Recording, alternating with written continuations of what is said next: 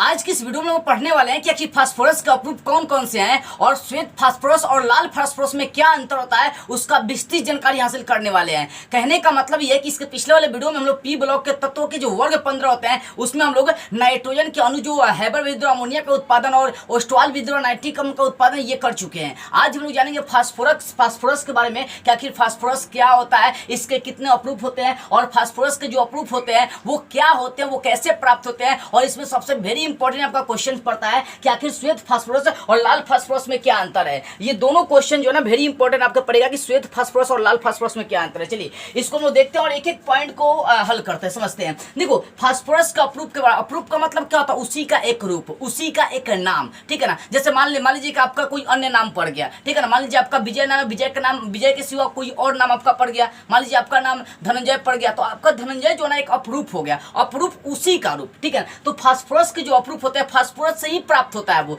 ठीक है। तो फास्फोरस से क्या क्या मिलता है, श्वेत फास्फोरस जिसको हम लोग पीला फास्फोरस भी कहते हैं। तो श्वेत फास्फोरस, लाल फास्फोरस, सिंदूरी फास्फोरस, काला फास्फोरस, बैंगनी फास्फोरस। देखिए हमें तो अगर एनसीईआरटी में देखी जाए तो 4 ही प्रकार के फास्फोरस पढ़ने, सिंदूरी फास्फोरस को हटा दिया गया है। लेकिन अगर इसमें चर्चाएं हैं तो हम लोग चर्चाएं करेंगे, ठीक है। तो फास्फोरस का अप्रूव कौन कौन से हो गए, श्वेत या पीला फास्फोरस, लाल फास्फोरस, सिंदूरी फास्फोरस, काला फास्फोरस, बैंगनी फास्फोरस है। इसमें वेरी इंपॉर्टेंट अगर आपका है तो वो आपका है पीला फास्फोरस और लाल फास्फोरस है। कई बार एग्जाम में किया भी है कि पीला फास्फोरस और लाल फास्फोरस में क्या अंतर है, तो एक एक चीज को समझेंगे। सबसे पहले हम लोग समझते हैं श्वेत और पीला और साथ में लाल फास्फोरस। इसके बारे में जरा हम लोग विस्तार से चर्चाएं करते हैं। देखिए सबसे पहले श्वेत जो फास्फोरस, देखो श्वेत लिखने का मतलब होगा श्वेत फास्फोरस।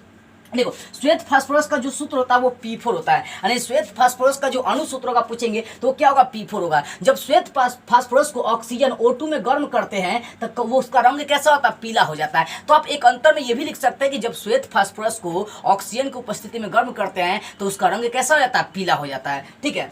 तो श्वेत फास्फोरस का सूत्र क्या हो गया, P4 हो गया, अणु सूत्र क्या हो, P4। इसको ऑक्सीजन की उपस्थिति में गर्म कर रहे हैं तो इसका रंग कैसा हो जा रहा है, पीला हो जा रहा है। अगर इसका संरचना देखेंगे तो 4 गो फास्फोरस है, 1 2 3 4, चारों के बीच बंधन तैयार कर दिए। देखिए फास्फोरस जो होता है त्रिअबंध, 3 तरह का बंधन बनाता है। एक तरह से देखिए जाए, देखो ये फास्फोरस भी एगो इधर एगो इधर एगो इधर बना लिया। प्रत्येक फास्फोरस इस आकृति को देखिएगा तो प्रत्येक फास्फोरस 3 बंधन बना। कोई भी फास्फोरस मान लीजिए ऊपर वाला फास्फोरस लेके चल रहे हैं, ध्यान दीजिए ऊपर वाला फास्फोरस, तो हाई जो फास्फोरस है एगो हेने बंधन बनाया, एगो हेने बनाया, एगो नीचे बनाया। तो प्रत्येक जो फास्फोरस होता है याद रखिए कितने बंधन, 3 बंधन बनाते हैं। तो ये आपका किसका संरचना हो गया, तो ये श्वेत फास्फोरस का यानी पीला फास्फोरस की संरचना हो गई। और ध्यान दीजिएगा इसका जो संकरण होता है वो sp3 होता है। अगर क्वेश्चन कर देगा कि लाल फास्फोरस, पूछ देगा कि लाल फास्फोरस या लाल फास्फोरस नहीं, श्वेत या पीला फास्फोरस का संकरण क्या होता है, तो बाबू वही होता है sp3। या इसमें से कोई भी फास्फोरस करा तो फास्फोरस का संकरण ही होता है आपका sp3, ठीक है। उसके बाद ये तो आपका होगा श्वेत फास्फोरस की जानकारी जाने, संरचना संकरण समझ लिए। अब लाल फास्फोरस, देखो लाल फास्फोरस का जो अणु सूत्र होता है, अणु सूत्र यानी ये एक बहुलक होता है, याद रखिए इसका अणु सूत्र P4 का होल n कहने का मतलब ऐसा P4 बहुत सारा आ सकता है लाइन से। अगर n का मान 2 होगा तो 2 आपका देखिए यहाँ पर हो जाएगा आपका फास्फोरस की संरचना P4। आगे भी अगर 3 करेगा तो यहाँ पर डिपेंड करता है। जो लाल फास्फोरस होता है हमेशा वो बहुलक के रूप में होता है, ठीक है। तो P4 मान लीजिए यहाँ पर n का मान 2 कर दिए, 2 कर दिया तो P4 का होल 2 हो जाएगा। तो एगो यहाँ P4 हो गया, एगो यहाँ P4 हो गया। तो इस तरह से इसकी संरचना की बहुलक के टाइप में रूप में बढ़ते चली जाती है। तो बोल सकते हैं एक तरह से कि लाल फास्फोरस एक बहुलक होता है, ठीक है। चलिए हम लोग अब देखते हैं अंतर, देखते हैं श्वेत फास्फोरस और लाल फास्फोरस में क्या अंतर है, इसको विस्तार से हम लोग समझते हैं, ठीक है। देखो श्वेत फास्फोरस और लाल फास्फोरस में क्या अंतर है। यहाँ पर आपका श्वेत फास्फोरस, यहाँ पर श्वेत P लिख दीजिए, P लिखने का मतलब फास्फोरस, यहाँ लाल P लिख दीजिए मतलब लाल P का मतलब लाल फास्फोरस। तो आखिर ये वेरी इंपॉर्टेंट है, VVI क्वेश्चन है, कई बार एग्जाम में किया भी है कि श्वेत फास्फोरस और लाल फास्फोरस में क्या अंतर है। चलिए समझते हैं श्वेत फास्फोरस और लाल फास्फोरस में क्या अंतर है। देखिए श्वेत फास्फोरस का जो सूत्र कभी बता दिया, श्वेत या पीला फास्फोरस जिसका सूत्र P4 होता है। तो यहाँ पर लिख दिया कि श्वेत फास्फोरस का अणु सूत्र क्या होता है, P4 होता है। लेकिन अगर देखिए लाल फास्फोरस तो उसका अणु सूत्र P4 का होल n होता है। क्या होल n मतलब बहुलक होता है। तो बोल सकते हैं कि लाल फास्फोरस एक बहुलक भी होता है। इसके ऊपर यह अणु सूत्र लिख रहा है तो P4 का होल n लिख सकते हैं। उसके बाद जो श्वेत फास्फोरस होता है वो अधिक क्रियाशील होता है। कैसे, देखिए जो श्वेत फास्फोरस होता है इनके बीच तनाव बहुत ज्यादा होता है। अब जहां तनाव ज्यादा आता है वहां पर काम भी ज्यादा आता है। एग्जांपल दे रहा हूं, जैसे NH3 के बारे में हम जब पढ़ाए थे तो NH3 का जो संरचना होता है देखिएगा, NH3 मतलब अमोनिया, ठीक है ना। इसकी संरचना अगर देखते हैं आप ध्यान से देखिए, इसकी संरचना NH3 3 गो हाइड्रोजन, ठीक है।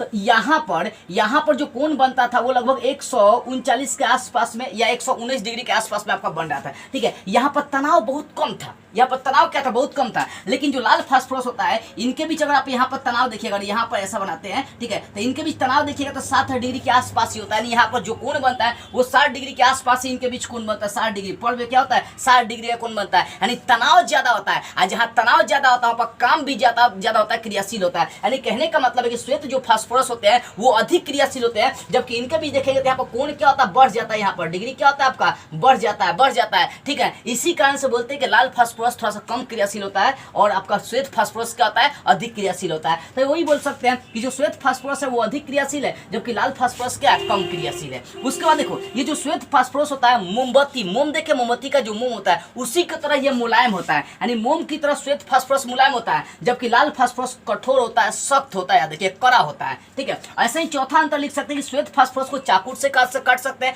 जबकि लाल फास्फोरस को चाकू से नहीं काटा जा सकता है। देखो जो श्वेत फास्फोरस होता है वो गार्डनिक स्मेल, कहने का मतलब लहसुन के जैसा गंध देता है, यानी कहने का मतलब जो श्वेत फास्फोरस है इसका गंध हमेशा लहसुन के जैसा होता है, जबकि लाल फास्फोरस में कोई गंध नहीं होता, ये गंधहीन होता है, इसके अंदर कोई गंध नहीं पाई जाती है। देखो जो श्वेत फास्फोरस होता है जहरीला, अगर श्वेत फास्फोरस खा लिया जाए तो इंसान बचने वाला नहीं, कोई भी जीव जंतु बचेगा नहीं, क्योंकि श्वेत फास्फोरस क्या होता है जहरीला होता है, जबकि आपका लाल फास्फोरस जो होता है वो जहरीला नहीं होता है। यानी श्वेत फास्फोरस जो है ना एक जहर का काम करता है, जबकि लाल फास्फोरस जहर का काम नहीं करता, वो जहरीला नहीं होता है। देखो श्वेत फास्फोरस को अगर वायु में रख देंगे तो ये जलने लगता है, जबकि लाल फास्फोरस को वायु में रखेंगे तो जलेगा नहीं, वो तब जलेगा जब उसको गर्म करेंगे, आग में गर्म करेंगे। यानी श्वेत फास्फोरस हवा में रखने पर ही जलना चालू कर देता है, लेकिन ये जलता नहीं है, इसको गर्म करेंगे तब ये जलने वाला है। तो ये 7 अंतर मैंने आपको लिखा दिया, श्वेत फास्फोरस और लाल फास्फोरस में अंतर लिखवा दिया क्या है। एक बार और चर्चा कराऊं, देखो श्वेत फास्फोरस का जो सूत्र होता है P4, जबकि लाल फास्फोरस का सूत्र P4 का होल N,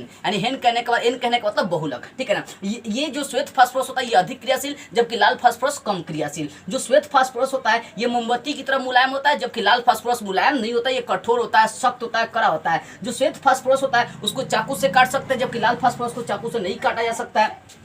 श्वेत फास्फोरस में जो गंध होता है वो लहसुन जैसा होता है, जबकि लाल फास्फोरस में कोई गंध पाया ही नहीं जाता है। श्वेत फास्फोरस जहरीला होता है, जबकि लाल फास्फोरस जहरीला नहीं होता है। जो आपका श्वेत फास्फोरस होता है हवा में रखने से ही जलने लगता है, जबकि लाल फास्फोरस जलता नहीं, ये गर्म होगा तभी जलेगा। तो ये 7 VVI अंतर है, इसको दिमाग में एकदम बढ़िया से जैसे समझाऊं वैसे ही समझ लेना है, रटना नहीं है, समझ कैसे रखना है। ठीक है, एकदम नॉर्मली मैंने आपको इस टाइप से लिख दिया श्वेत फास्फोरस और लाल फास्फोरस में अंतर। अब आगे हमें पढ़ना है, अभी तो हम लोग ये 2 चीज के बारे में विस्तार से समझ लिया कि श्वेत फास्फोरस और लाल फास्फोरस क्या होता है। अब जैसे देखते हैं सिंदूरी फास्फोरस, काला फास्फोरस और बैंगनी फास्फोरस ये क्या होता है और ये कैसे प्राप्त होते हैं। देखिए एग्जाम में जो है ये सिंदूरी, काला, बैंगनी फास्फोरस के बारे में नहीं पूछता, लेकिन इसके बारे में ज्यादा नहीं पढ़ना है, हमें ज्यादा पढ़ना था श्वेत या पीला फास्फोरस, लाल फास्फोरस, यही 2 को पढ़ना था। इसके बारे में पूरा विस्तार से देख लिए कि श्वेत फास्फोरस का अणुसूत्र क्या होता है, इसका संकर्ण क्या होता है, इसका संरचना क्या होता है, लाल फास्फोरस का सूत्र क्या होता है, अणुसूत्र क्या होता है, इसका संरचना कैसा होता है, ये हम देख लिए। उसके बाद इन दोनों में अंतर देख लिए। अब हम समझते हैं कि सिंदूरी फास्फोरस क्या होता है, तो इन तीनों के बारे में थोड़ी थोड़ी बातें जानेंगे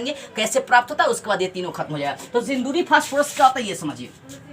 देखिए सिंदूरी फास्फोरस क्या होता है कि जो ये PBr3, यानी बहुत सारे वैज्ञानिक थे, वैज्ञानिक का नाम यहाँ पर चर्चा नहीं हम लोग करेंगे। देखो एक वैज्ञानिक थे जिन्होंने क्या किया, PBr3 में 10% श्वेत फास्फोरस मिला दिया। देखिए श्वेत फास्फोरस से ही सारा अप्रूव प्राप्त किया गया, यानी श्वेत फास्फोरस को ही गर्म करके, थोड़ा सा अधिक गर्म करके, थोड़ा सा गर्म करके, कभी लाल, कभी काला, कभी पीला, कभी बैंगनी, ऐसे फास्फोरस प्राप्त किए गए हैं। ठीक है, तो श्वेत फास्फोरस क्या करना, PBr3 का विलयन लिया गया, उसमें 10% क्या मिला दिया गया, श्वेत फास्फोरस मिला दिया गया। अब मिलाने के बाद उसको 10 घंटे तक लगातार गर्म किया गया, तब जाकर सिंदूरी फास्फोरस प्राप्त हुआ। सिंदूर देखे ना उसी रंग का, लाल रंग के जैसा ही प्राप्त हुआ था, तो इसका नाम दिया गया था सिंदूरी फास्फोरस। यानी PBr3 का विलयन लिया गया था और उसमें 10% क्या मिलाया गया था, श्वेत फास्फोरस या पीला फास्फोरस मिला दिया गया और उसको लगातार 10 घंटे तक गर्म कर दिया गया, तब क्या मिल गया, सिंदूरी फास्फोरस। अगर एग्जाम में पूछ देगा सिंदूरी फास्फोरस कैसे बना था, तो आप बोल सकते हैं कि PBr3 के विलयन में 10% श्वेत फास्फोरस मिलाया गया और उसको लगातार 10 घंटों तक गर्म किया गया, तब जाकर सिंदूरी फास्फोरस